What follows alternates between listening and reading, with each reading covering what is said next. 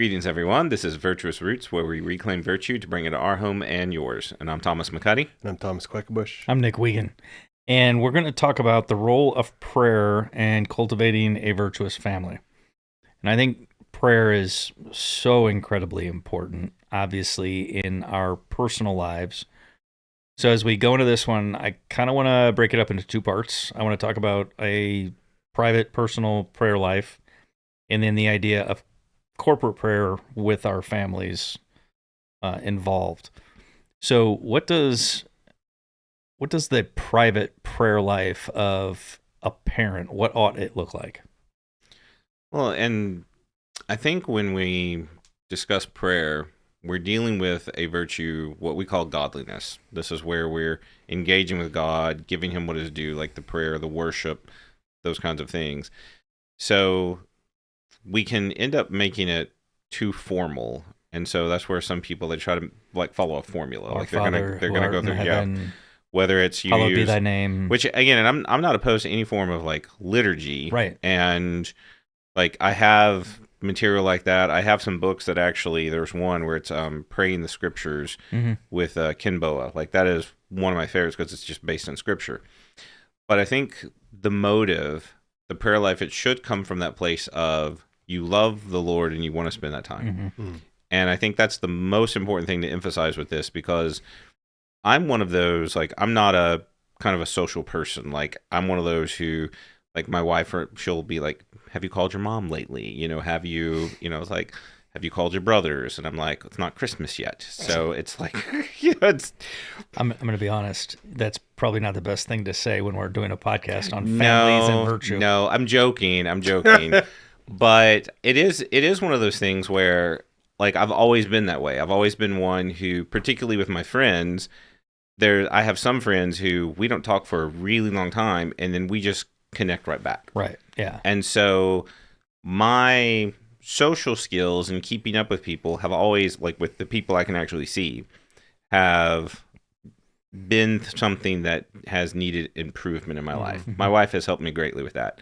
So when you have God whom you cannot see, there's that element. It's easy, I think, to fall into a formula and a routine. Okay, I've gotten up, now I'm going to have my quiet time. I've had my quiet time, check. And that's what I've... Talk to you again tomorrow. Yeah. Same time, same place. That's what I've never wanted to do. I've always been cognizant that I don't want to turn it into just simply the routine. Like, I've brushed my teeth, I've, washed my hair, I've had my talk with God. And so that's kind of my encouragement as one who, and this is part of the confession. There's an element. I've always struggled. I've always had to be conscientious of this. It's not something that has flowed, and I think it freaks people out sometimes because, like, well, you're a pastor, you should have, like, what, this magnificent prayer life. And for me, it goes back to the way I operate with people, and that spills over into my relationship with the Lord.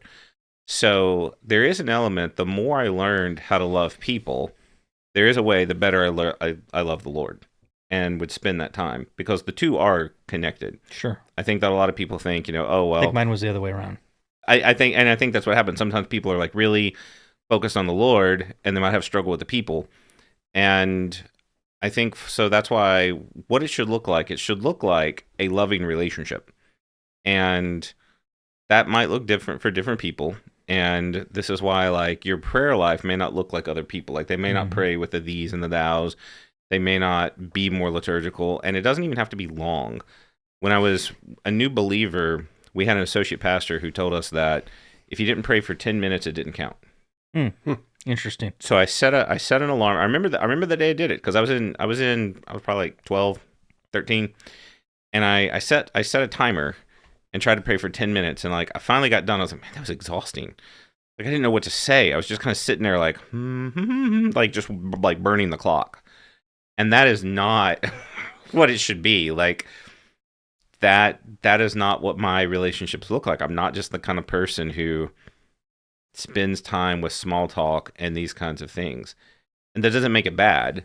And I think that's why people need to understand that freedom. Like, if you're praying from that constraint and that obligation, something's disordered. Yeah. Okay. And that's my encouragement to people. Is this coming from love? Is this coming from the place of even just those short prayers, like the same way I have a short conversation with my wife because I love her, because I Yeah, have that connection. yeah, but even those short prayers, and same with your spouse, those short prayers, that's a really great way to start. But Hmm. I think the more consistent you are, the deeper and more important those prayers become. Hmm. And then praying for 10 minutes is, instead of I'm gonna set my alarm for praying for 10 minutes so I can hit that mark, it's like, Hmm. oh man, I was only going to pray for 10 minutes and I've lost track of time. Hmm. That can happen, Hmm. but it definitely doesn't start out that way. Right. And I also think that, and the scriptures tells us to pray at all times too. So like just having that, if you do that 10-minute check off and you're just, that's not all time, and you don't necessarily have to be in that posture to be doing it. You should be praying all times through every situation. And when you're facing life situations, you're facing difficulties and frustrations, like who should be the first one you contact, like have that conversation with? And that's kind of the thing. It's like once you build that habit of praying whenever you're in those situations. I love being around Christians who are like this. Like Thomas and I were away this weekend. We stayed with a lady and her husband. She let us stay there as we were going to do a conference, and she's one of those types of people that just you just admire, because whenever she's in a situation, we're going to stop and we're going to pray about. Even like they were talking about, they had a snowstorm, and just to get the snow removed from their driveway because her husband was doing it and it's taken forever, she prayed for it, and things worked out. And I'm not saying that's always going to happen, like but that was her first thought, was to stop what we're doing and we're going to pray, because that's the first the first person we contact when we're in any sort of stress should be God. And then and then after a while, that just like 10 minutes seems absurd at that point. You're like, I do it all the time. I don't know what why. It's building that habit, and Yep. that's what we mean by that virtue. Like, you become that kind of person. Yep. And it happens through practice. Mm-hmm. I think one of the most transformational moments of my prayer life was, and I'm not going to go into like all the details as to why the shift happened, but it shifted more. I'm not going to say completely away, but more away from just the stressors of life and to much more the Thanksgivings in life. And so when I go to God, I spend, maybe too much time just praising him and thanking him for all of the things and all of the people and all of the love and all of the grace and all of the hope that he's given me. And that has transformed my relationship with him. It's also transformed who I am, because, we've talked before, that's that realization and that ego check to say, I know this isn't me, and I want to keep in mind that it's all you. And I truly appreciate that. And I think when you read Romans, one of the things is that the unbelievers, or those who are out there, they don't, like, part of their sinfulness and their disposition is not to give thanks. Because not just about they denied God, his existence, and they worship idols. It also includes the fact that they didn't give thanks to him. They're taking credit or giving credit to where it's not due. When good things happen, or whatever happens, everything's God. All good things come from him. And so everything that happens to us, even what we perceive to be bad, he's working out for our good. So therefore, we should be grateful even going through a trial, because we're counted worthy to go through that trial, so he can bring about the image of himself in us. Right. So obviously, if we have a strong prayer life, it's going to transform who we are, and then it's going to cultivate virtue in ourselves, which then will cultivate virtue in our home. But I think kind of the reason we even wanted to bring this up was this idea of, what does prayer look like in our families? Mm-hmm. And so this idea of corporate prayer, I'm going to read Matthew 18:20. For where 2 or 3 are gathered in my name, and me and my notes. For where 2 or 3 are gathered in my name, there am I among them. So this idea that if we gather together as a family and pray, we're inviting Christ into our lives, into our home, into, like we recognize his presence, and we teach our children that it's much more than just, what we do right before we eat, and maybe, like right before, like when we're at church, if those are the only two times we pray. Mm-hmm. So what do you think the main impact, the first and like biggest benefit there is to having this corporate prayer in our homes? But I think that the modeling, because we talk about this a lot in our podcasts about modeling, because parents, the kids are picking up on what we're doing, and if they see us being like that, we're not know-it-alls, and that we trying to fix all of our problems, and they see us, in this state of distress, they're gonna mimic that in their own lives. They're gonna be stressing out. But when they see us coming to the Lord when we're facing situations, and they see us, they hear us.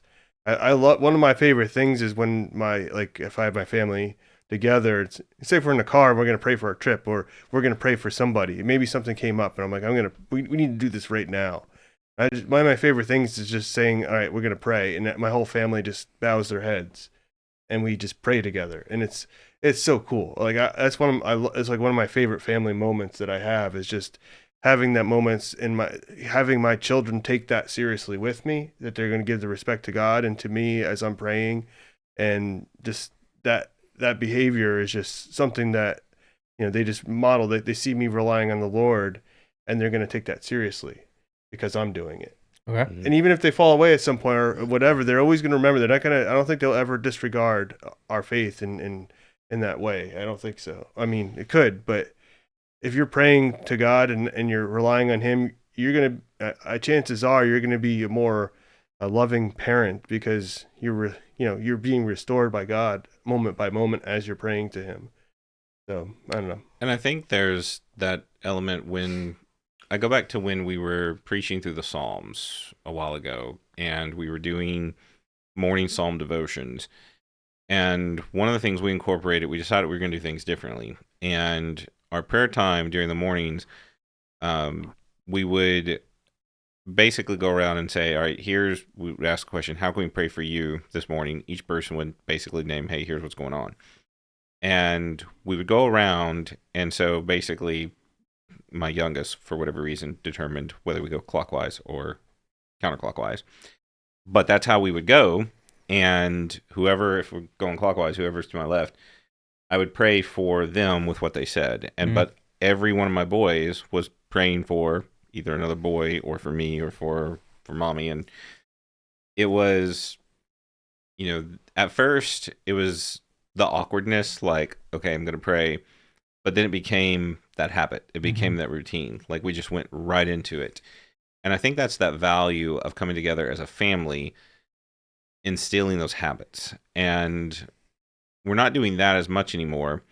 But during those times, whether it's a meal or other times, my children are like, hey, can I bless the food? Can I do this? Where we've guided them in that. It's now a part of their lives. It was never, until I came to faith when I was about 13, prayer was not a part of my life. I went to a Christian school. We prayed at the school. That's about the only time I ever prayed. But that was the model. That was what I was given. And that was enough. That was the kind of thing where I remember when I thought to myself, this praying thing is a good idea. Maybe I should do that on my own. Took 6 years of watching it before I did it. So I think that's the encouragement sometimes to the parents, that power of modeling and doing this. You are instilling habits. It's a good habit, not from the sense of unthinking habit, the way we create, but a good habit that we are coming to God. We're relying on God. We're praising God. We're praying for each other. We're intercessing and teaching them those words. I mean, I don't want to just gloss over the idea of intercessory prayer for each other in a family. I mean, if you are daily praying for, if you got children and they're praying for each other, I mean, that's pretty powerful. That's a big step. If you have your children praying for their parents, that's also a pretty big step. And parents praying over their children. I mean, these are things that, the examples that are being set the impacts that can just be had just within those relationships, if that's something that can remain consistent. I mean, you're teaching all types of virtuous Christian values inside of those, carrying each other's burdens, crying with each other. I mean, this is a powerful, impactful thing. It's discipleship. It is. It's a pure form. But it also requires a sense of being open with your family. Yeah, it does. Which is that's kind of a difficult thing. Honest and humble and recognizing that you're dependent on the Lord. Sometimes we want to take the reins and be completely independent and not rely, and that usually leads to a bad place. But I think the habit is I think there's some age appropriateness that, like, I don't think you should be too transparent with your kids. Yeah, right. But I just want to make sure I say that, like, right. But there's an openness that can be had that age appropriate that can really, like, bring that family together. Because one of the things, and sorry, but my dad passed away when I was like 21, and when we didn't have a best relationship, and we didn't do any of this stuff. And I remember even to this day that, like, just like not knowing, like, because he could have instilled so much, like, just wisdom, at least knowing, like, some of the things I've gone through. I wish that I could have known what he experienced. And I think I like to do with my boys. I want them to know that I'm a real human being and that I've gone through these things that they're going through, and praying through that is, it's good. I think that's one of the best ways of communicating that. And I think for parents, if you have a struggle with communicating with your teenage children or whatever, I think you can pray for them. And we'll just start by praying together, and then just praying your thoughts out to the Lord, but also communicating to them what you've been trying to communicate to them for a long time, but God as your witness in some way. You know what I'm saying? So I think also in this relationship of family, because I think there's two things.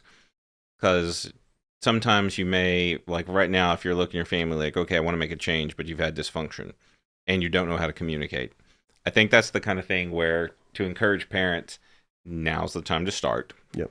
You can break down those walls that have been built. You don't even know, the point is, you don't even have to know how old their kids are, where they're, like, right. Now's the time to start. Like, it is just start now. I think that was one thing as a youth pastor I saw. I had some teens whose parents just really ignored them. Like, they were just neglected. They were just mom or dad, usually just one, and they were on their own. And I remember some of these parents were not good people. Okay. There's just no way around it by all metrics. And I'd watch these teenagers, and they just desperately wanted their love of their parents. They were so angry at them, but part of that anger is they wanted love. Yep. And so it's an encouragement to parents. Your kids naturally want that. There's an element. I mean, the kids might push away, the kids might do whatever, but there's something within them that still wants that. Let's be honest. It really doesn't matter how awful a parent is. That child just wants that love. Yeah. I mean, like, it is so open for, like, that relationship is so open to be repaired almost to the very end. Yeah. And it's crazy though, because like things like that happen to me, like you spend if that doesn't happen within your lifetime, it's like you can't take your life for granted. Like, you can't take your day for granted.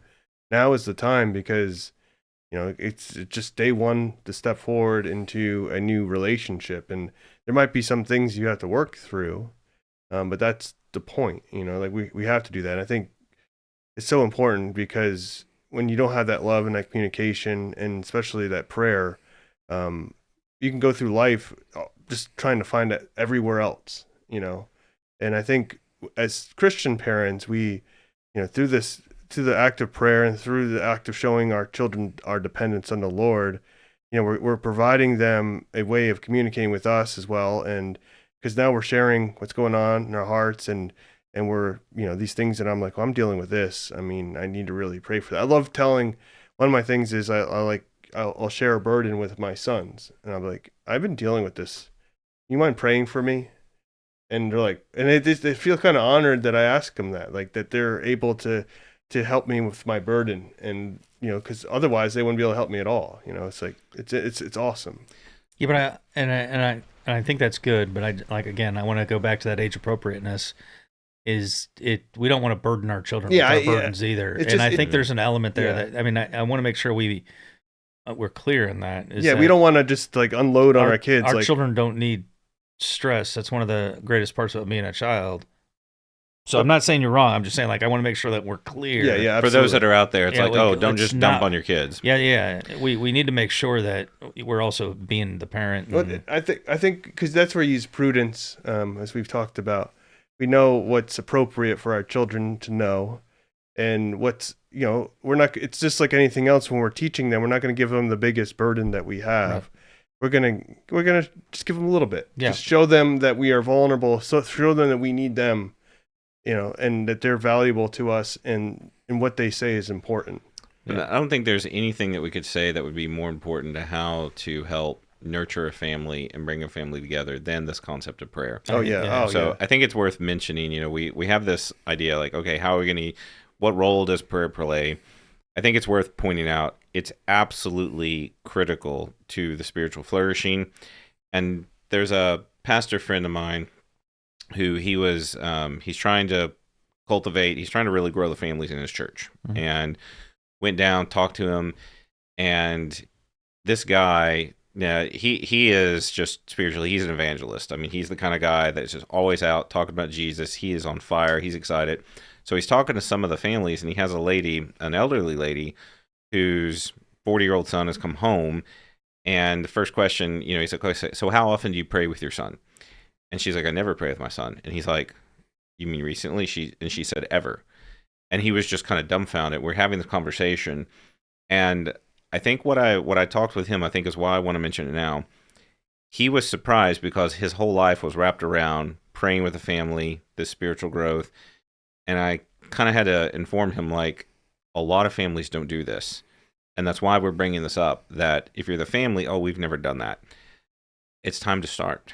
Well, I mean, I'm gonna be transparent too. I mean, I'm a pastor now, but when I got saved, for a large portion of my salvation, I looked at it as this quote unquote personal thing. Mm-hmm. And my time with God, the time in prayer, my time in the Scripture, it was just this thing that I did that nobody ever would have known about because I just did it, and I still find myself doing that. I still find myself like shrinking away to do it, and I think there's a need for that, but I didn't balance that with, bringing my family into it. And I mean, that's a problem that I had when I was, when I got saved. And so I think this is like a lesson learned from that for me as well. I think it's good for dads to hear this as well, because we tend to be the fixers, and we have a problem. We're going to fix the problem.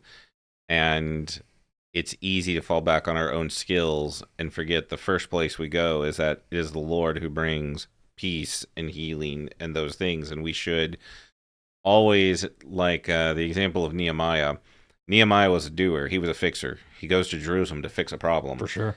But he begins everything with that prayer, and he would pray these prayers, and it was these just incredible. He is entirely relying on God. He would finish praying. He would get up, grab his tools, go to work. Yep. And I think that's important for families to hear that, and that element of, because I know there's going to be people who are listening. I know there's going to be grandparents who hear this and like, well, I never prayed with my children. I would love, my dad passed away too. I would love if my dad would have been the kind of one who would have started praying with my kids and praying with his grandkids. Sure. Okay. I would not be, for me, I would not be bitter at all. I mean, I'd be sad. I miss that. But to see that with the grandkids, I think there's got to be somebody who needs to hear this and just have that encouragement. Go do that. Don't waste another day. Yep. Do it now. All right, gentlemen, we appreciate the conversation as always. You can find us at familiesofvirtue.com and our podcast, Virtuous Roots, on all major streaming platforms.